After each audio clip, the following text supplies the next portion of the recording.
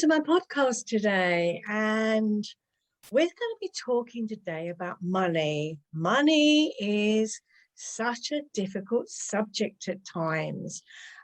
We all need it because we can't survive without having money, but the number of times it creates problems with couples.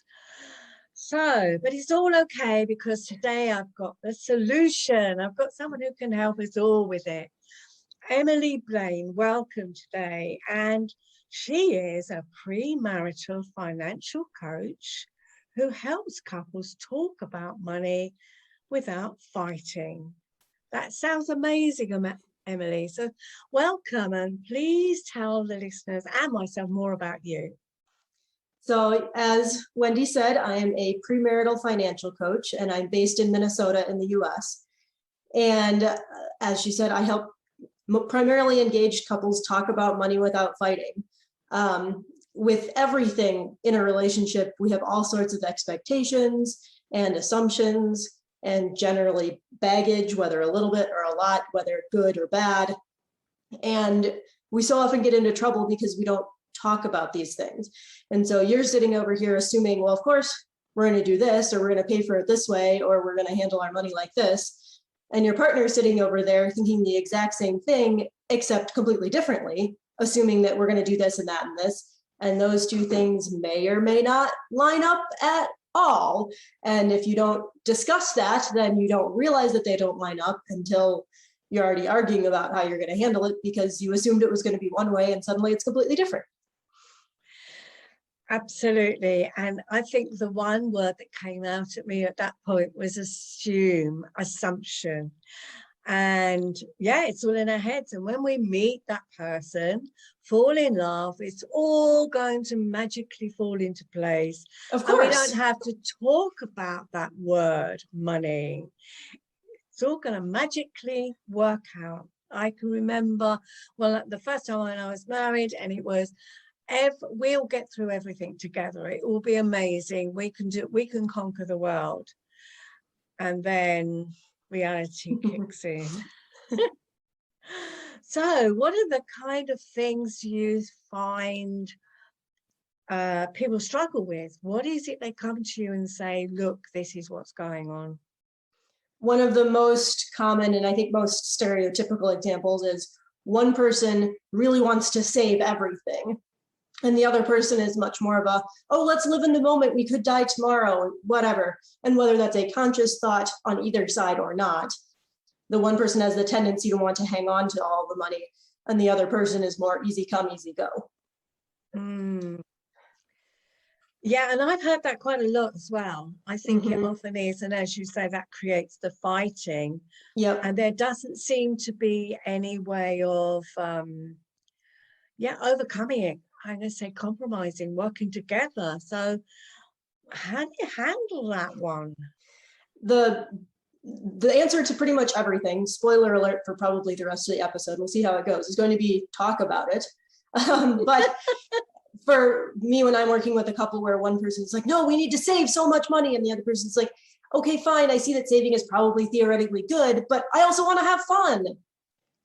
Savings person, think about how much do you actually need in your bank account, in your investment accounts for retirement, in whatever you need to feel safe, because that's probably what's behind it. You probably want to save because that makes you feel safe and secure. How much do you actually need? Do you need $5,000? Do you need $10,000? Do you need $100,000? How much do you need and when to have that sense of security? Spender, how much do you feel like you need to be able to spend without feeling stifled and held down and trapped? And then see where those dollar amounts are. And you might just need to do that, and you might be like, oh wow, we're actually on the same page. We have enough money coming in or whatever that we can keep this much in savings and we can spend this much. You might not be. Chances are you're not exactly on the same page right away, because it can't always work out that nicely. But if you can see, if the spender can see, oh, my partner really wants this much, how can we get to that much? And the other person can go, oh, they want that much. Well, that seems ridiculous. Okay, so then say, to me, that seems really frivolous because here's the other things we could be doing. How can we balance that out? Can we cut that down by a little bit? Can we take a step back and go, okay, so that seems frivolous. Why? Do you have the money to be spending that much? If you do, does it matter? If you're still meeting, this is what you said you needed to feel safe and secure, and this is how much is left. So how do you feel about letting some of that go, about being a little bit looser than maybe you're used to being? Trying to find that balance between the 2 points of view and really sitting down and figuring out, what do you need to emotionally feel okay about the situation? Yeah. And I think that is it, because the saver just has, obviously they've got baggage around it, and that worry about lack of money probably in their past, or maybe on a really tight budget anyway. And the one who wants to spend, maybe their baggage is that maybe they did grow up in a no money situation or tight budget, and they just all of a sudden it's freedom. Or they may have been the opposite and had lots of money growing up, and therefore they can't understand about budgeting. So yeah, it's often the baggage that they bring with them, isn't it? Yeah, and as you said, it can go either way. And you can get any sort of money personality from any sort of background, whether it's, oh, we had lots of money, so I can just throw money away and there's always more. Or we had lots of money and I need to make sure I also have lots of money, so I have to save everything so that I can live up to that standard, whether that's that I set for myself, that my parents set for me, that I feel like society has set for me. It can end up going in any direction, which is super fascinating, I think. It is fascinating. And I think it is about talking and being honest with each other. So what about how much do you, percentage-wise, do you suggest that couples have put aside, rainy day money? Is it going to be a month's salary, or is it going to be 2 months? How do you figure that one out? Because I think that's quite a big one, because too often couples, individuals even, they just live hand to mouth, and then when they have an emergency come up, they haven't got that money in the bank. Right. As a lot of things financial related, it depends. If you're making a lot of money and you have 2 incomes, and it's less likely that you'll both lose your job at the same time, you maybe don't need quite as much. Or if you're making a lot of money and so you can cash flow something. If your car breaks down and you need a couple $1,000s, but you're making $10,000-$15,000 a month, okay, you can probably, not go out to eat, or not, there are probably places where you can relatively easily cut back to cash flow that. If you're making $3,000 a month, and an emergency, your car breaks down, you need a couple $1,000s, that's going to be a lot harder to cash flow out of pocket, because that's your entire month's income. So that plays into it a little bit. A general standard would be probably between 3 and 6 months, ideally, of income.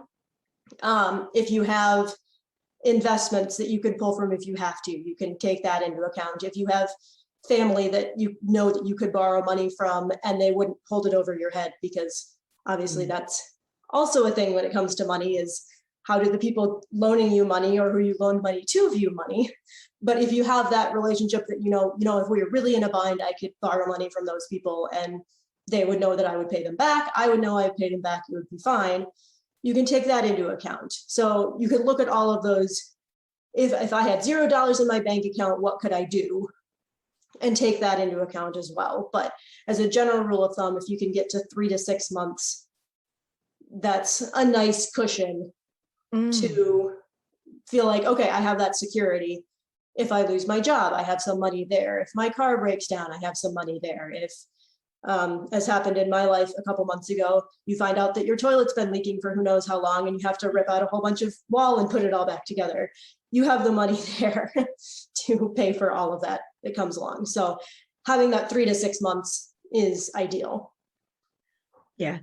And again, it does depend on your circumstance. You're right. But I think again, having that conversation as it is back to conversations, but Yeah. it is, I think, too often, again, it becomes a big problem because the money's not there. And yeah, okay, if you are on a tight budget, and quite often couples, when they're getting married, they don't have a lot of money, and that could be hard to find.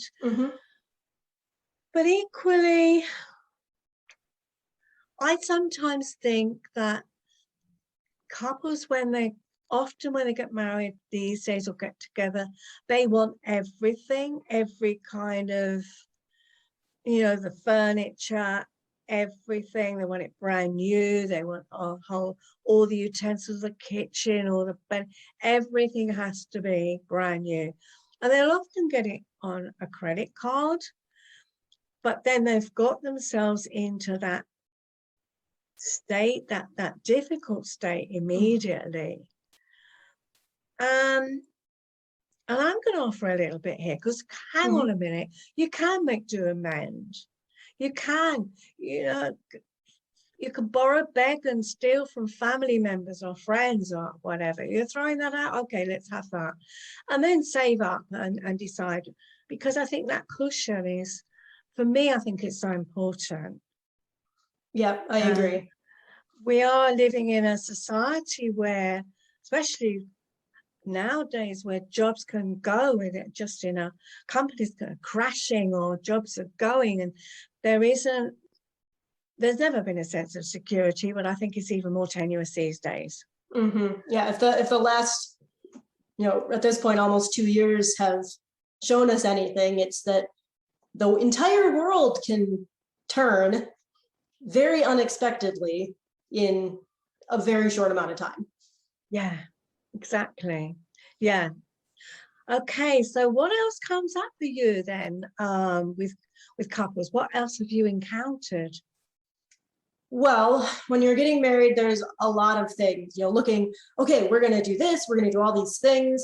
And usually all of those things have a financial component, whether it's we want to buy a house, whether it's we want to buy a different house if one of you had some land, some property, a house, whatever coming in, whether it's we want to have kids, whether it's, I wanted to have a career change that you should know about that maybe has financial implications, whether it's salary implications up or down, whether it's going back to school. So that's one thing that I help my couples do. I have a goals worksheet that I'm like, here are some, big picture, like house, kids, education. I don't remember what all is on there, but it's several different things of these things have financial implications. Like for kids, are you going to send them to, are you going to hire somebody to come to your house to take care of them? Are you going to send them to a big daycare center? Are you going to send them to one person's house who takes care of one or two families?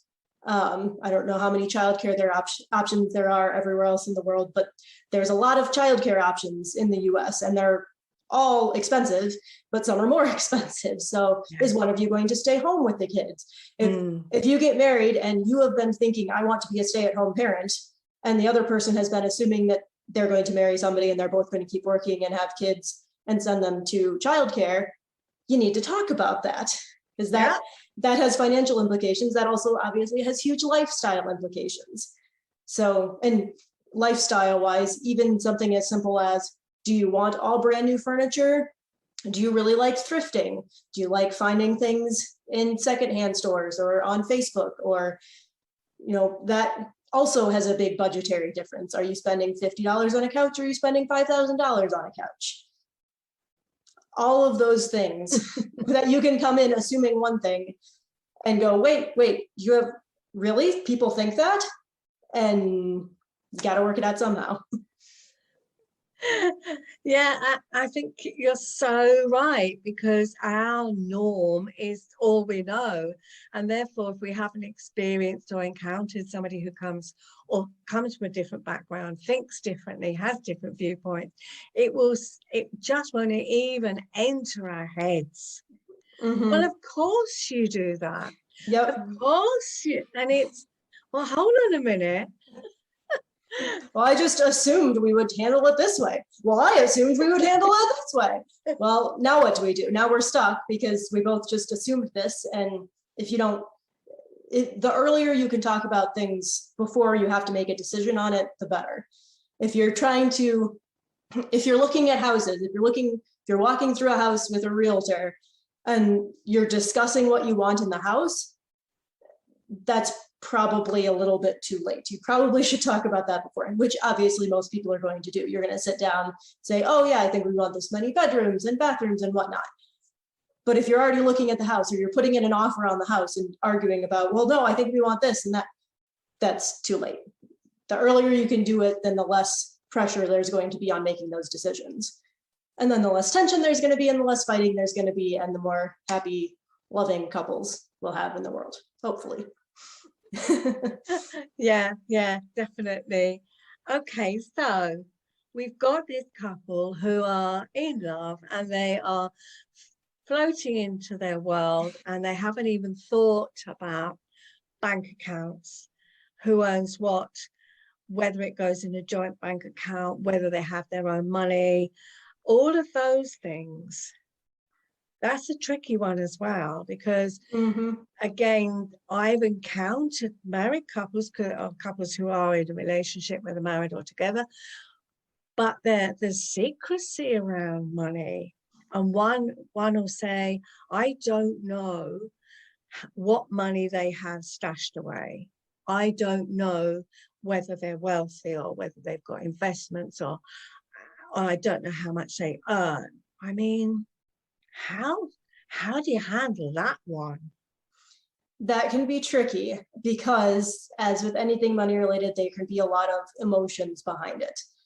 Ideally, you want to be really open with each other about, this is how much I make, these are the accounts that I have.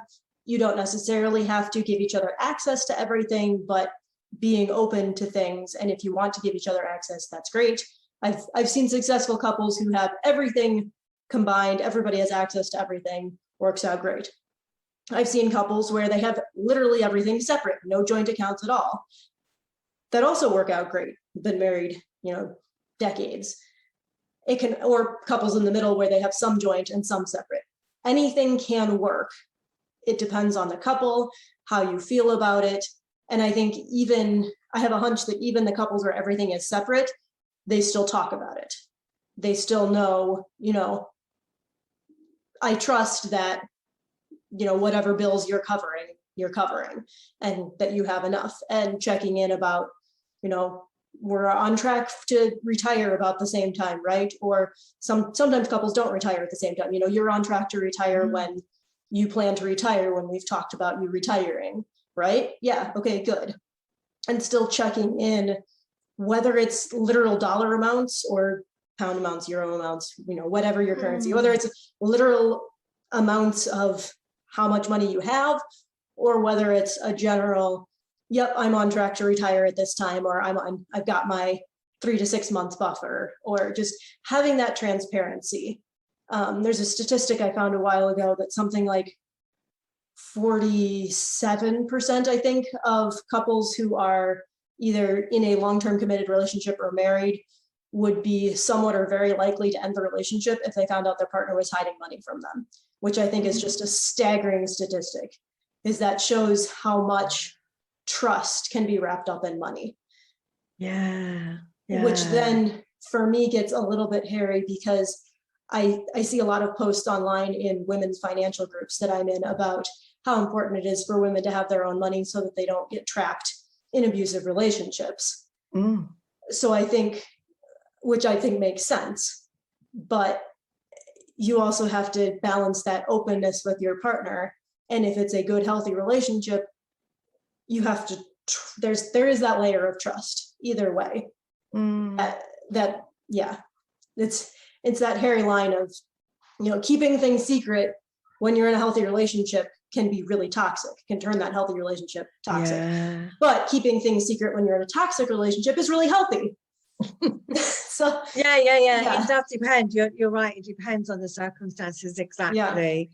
And I think the other thing, although you're probably not going to be talking about that before you've moved in together, is I see so often, I experienced it myself when I had my kids, all of a sudden you've got kids and whoever's doing the caring, and it's quite, I'm going to say women quite often, but all of a sudden they've lost their independence and they don't have any financial independence of their own. And I think that's something, again, that do you bring that into conversations? Because I think that's a really big one.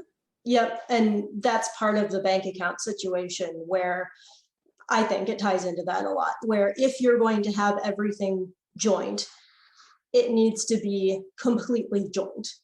Each person still gets their individual spending money, whether you call it an allowance or whatever, and however you work that out, whether it's proportional to income, whether it's completely equal, or if you're having one joint account and then individual spending accounts, where either you put a proportional amount in, you put an equal amount in. I'm not a huge fan of splitting things 50-50 because typically two people aren't making the exact same amount of money. That can 50-50 typically doesn't end up feeling fair to both people. But if it works for you, I'm very much if it genuinely works for you, genuinely, because a lot of people are like, oh yeah, it's fine. No, is it really fine? Are you sure it's fine? If you're sure it's fine, okay, but are you really sure it's fine? But if it genuinely works, however you split things, making sure that each person has some amount, mutually agreed upon amount of spending money, of you're not looking over my shoulder to judge that, I didn't spend any money for the last 3 months, so now I can buy this really big thing. And you're, well, where did you get the money for that? So something where you can have that feeling of freedom. And that's extra important if one partner isn't working. And typically it's mom who's staying home with the kids. So if one partner is making the majority or all of the money and the other person is taking that caregiver role, that person needs to have their freedom as well. And be recognized for the work they're doing. They're doing work, exactly. It's just unpaid. Yeah, exactly. I was going to say that they are doing work, and if you had to pay for that, it would cost more than you probably are spending, basically. And probably by a significant amount. Yes, exactly. And I think the other thing that it plays into is that sense of self-esteem and self-worth. So it's never just about the money, is it? It's well, I don't feel valued, I don't feel worthy, I don't feel an equal. So all of those things, I think what we've whatever we talk about, it is about, you're saying, and I agree, that it's about being open and honest, and whatever genuinely works for each couple is okay, as long as they genuinely agree. And I think, some really great advice there and things to think about. So I'm going to ask you one tip that people can take away with themselves today. So the one tip that I can give is I don't think it's going to be surprising, is communicate. I'm a big advocate of having regular money dates where you and your partner sit down. I like making them as fun, romantic, whatever, if you like wine, have a glass of wine. If you like candles, light some candles. Number one tip is make sure you don't do them when you're hungry or after a really long day at work where you're both tired. Because if you sit down and you're hungry, or at least if I sit down to talk about something and I'm hungry, we're going to get in an argument because I get hangry horribly. I don't know if everybody has, but the Snickers commercials where somebody is being terrible, and they're like, just eat a Snickers, and then they turn back into a nice person. Yeah, that's me. I'm not very pleasant to be around when I'm hungry. So make sure you're not hungry. Make sure you're not both absolutely exhausted or drained. Have a glass of wine, light some candles, make it a regular occurrence. Because if you're talking about things, like I said a few minutes ago, if you're talking about things before you have to make the decision, saying, I know coming up we've talked about this, so let's start talking about it now. And if you know that you're going to be talking about money things, then it doesn't feel like your partner said, hey, by the way, we have to talk about this. Like, oh, I know we're going to be talking about money things on Friday evening or Wednesday night or Saturday morning or whenever you choose to do it, whether it's weekly or bi-weekly. Sometimes it might literally be, okay, so let's grab our glasses of wine, let's sit down. What do we have to talk about? Nothing? Everything good? Great. Okay. And now you got a nice glass of wine and you can go watch Netflix. There might be nothing to talk about, but having that space can be really crucial. I think that's a really great tip. Absolutely. I love those. I love that. Yes. Not when you're hungry or tired. Absolutely not. Never have a serious conversation when you're hungry and tired. No, that's a surefire kind of, yeah, ignite the blue touch paper and step away. Yeah. Yeah. Oh, I've loved talking to you today, Emily, and I hope the listeners have too. And I will put all your details, your contact details in the show notes. One easy way that people can get in touch with you. My business name is Dream Big Financial Coaching. So that's my website, dreambigfinancialcoaching.com. And you can also find me on Facebook and Instagram under Dream Big Financial Coaching. Okay, can you just say that website just one more time, a bit more Yes. slowly? Yes, dreambigfinancialcoaching.com. Brilliant. Thank you, because I'm not sure, I didn't quite catch it. So I just want to make sure that everyone gets it. But thank you so much today, Emily. It's been a really great conversation and great content. So thank you. And that's it for now. So thank you very much. Yeah, thank you for having me. It's been great.